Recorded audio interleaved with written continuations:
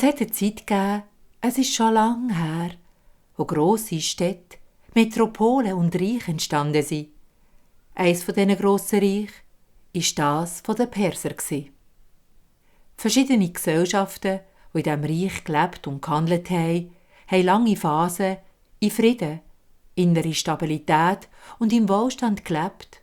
Und die Seidenstrasse, wo so manchen Kaufmann wohlhabend gemacht hat. Einer von diesen reichen Kaufleuten hatte einen einzigen Sohn. Der Sohn ist zu einem flotten, jungen Mann gewachsen und ins heiratsfähige Alter gekommen. So hat sein Vater Anlässe organisiert, wo sich interessierte und geeignete Frauen vorstellen konnten, so dass sich der Sohn seine zukünftige Brut aussuchen konnte. Mein Sohn, was ist los? Ich habe das Gefühl, du bist an keiner von diesen vielen Frauen interessiert. Oder hast du dich etwa schon entschieden? Richtig, Vater. Ich habe mich bereits für eine Frau entschieden. Erzähl, wer kommt sie und warum hast du sie mir noch nicht vorgestellt? Oh Vater, ich bin meiner zukünftigen Brut erst im Traum begegnet. Sie ist so schön, hat so ein liebliches Wesen, dass ich es gar nicht in Worte fassen kann. Im Traum? Habe ich dich richtig verstanden? Du bist deiner zukünftigen Frau im Traum begegnet? Willst du dich etwa mit einem Traum verheiraten? Nein, Vater. Ich weiss, dass die Frau auch in der Realität existiert. Ich will mich aufmachen, um die Frau, die zu mir passt, zu finden. Der Vater hat gemerkt, dass er seinen Sohn nicht von dieser Frau abbringen kann. Und darum hat er ihn ziehen. Das beste Ross hat er ihm mit auf den Weg gegeben und ihm alles Gute gewünscht. Mein Sohn, wenn du sie gefunden hast, bring sie aber zuerst heim, bevor du sie heiratest. Mit einer herzlichen Umarmung haben sich die beiden voneinander verabschiedet und der Sohn ist in die weite Welt gezogen. Der junge Mann hat nach der Frau vom Traum gesucht. Er hat die Leute gefragt, die ihm unterwegs begegnet sind, nach dieser Frau, indem er sie anhand ihrem zarten und liebevollen Wesen beschrieben hat. Doch niemand hat ihm weiterhelfen. So ist es langsam Herbst geworden und er ist weit umeinander gekommen, hat aber seine Frau aus dem Traum immer noch nicht gefunden. Da ist er über einen Berg gekommen, wo ein kleines Häuschen gestanden ist. Dort hat eine alte Frau gelebt, die leicht gebückt, mit vielen Falten im Gesicht, auf den jungen Mann zugelaufen ist. »Guten Tag, junger Mann«, hat sie ihn angestrahlt. »Guten Tag«, gibt der junge Mann zur Antwort und steigt vom Ross.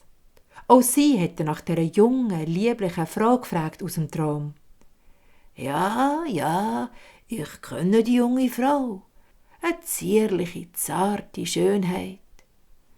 Was gibst du mir, wenn ich dir sage, wo du sie findest?« »Ihr könnt alles von mir haben«, gibt er strahlend und auch erleichtert zur Antwort.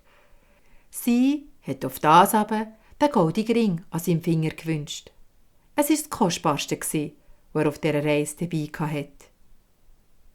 »Also gut, komm am Frühling wieder genau zu diesem Häusli und du wirst sie da vorfinden.« Der junge Mann hat sich herzlich bei ihr bedankt, ist wieder aufs Ross gestiegen und glücklich heimgeritten. Nach einem langen Heimweg war die Freude gross über das Wiedersehen. Der Sohn hat seinem Vater von dieser Begegnung erzählt, die er mit dieser alten Frau auf dem Berg hatte. Der Vater hat nur den Kopf geschüttelt. »Mein Sohn, ich will dir ja die Hoffnung nicht nehmen, aber ich denke, die alte Frau hat dich angeschwindelt.« »Nein, Vater, das glaube ich nicht. Sonst hätte sie ja noch viel mehr verlangen als der Ring.« Der Vater hat nichts mehr gesagt und der Sohn war überzeugt, dass er im Frühling seine Brut wird sehen. Der Winter wollte nicht vorbeigehen. Das Warten auf den Frühling ist ihm ewig vorgekommen.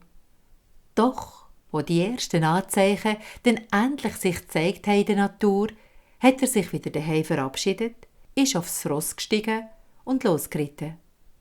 Als er nach dieser langen Reise wieder auf den Berg gekommen ist, hat tatsächlich die wunderschöne, liebliche Frau aus seinem Traum von dem kleinen Häusli auf ihn gewartet.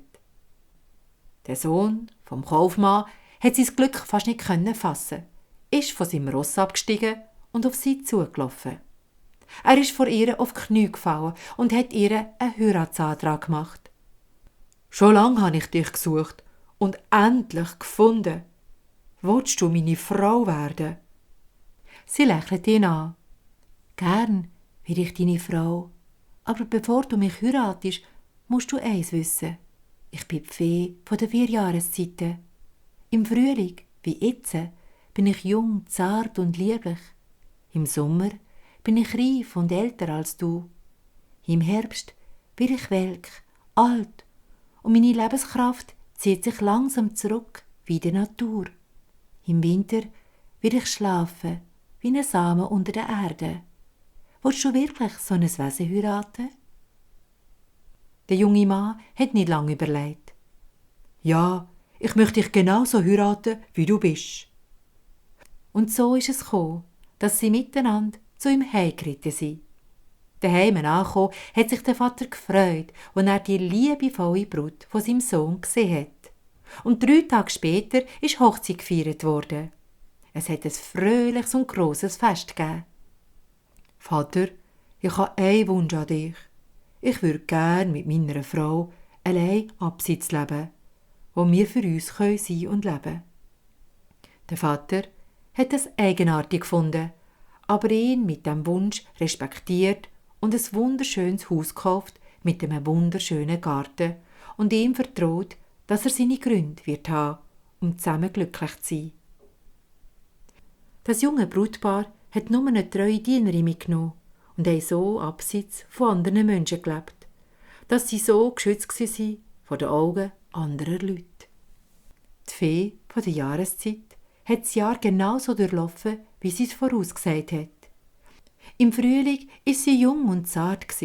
Im Sommer ist sie zu einer reifen, erfahrenen Frau geworden. Im Herbst hat sie sich langsam in ihrer Lebenskraft und Energie zurückgezogen.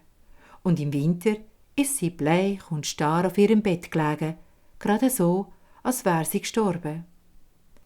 Kaum aber hat sich in der Natur alles regen und wachsen, ist auch das Gleiche mit der Frau passiert.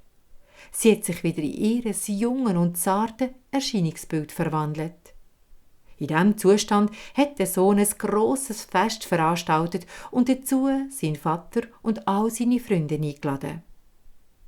Ein paar Tage später ist seine Frau zu ihm gekommen. »Mein Liebster, wenn du 7 Jahre treu bei mir bleibst, während dich die 4 Jahreszeiten durchlaufen, können wir zusammen im 8. Jahr zum Himmelstor gehen und ich werde dort in einen Mensch verwandelt. So, dass du und ich als Menschen Seite an Seite zusammen alt werden können.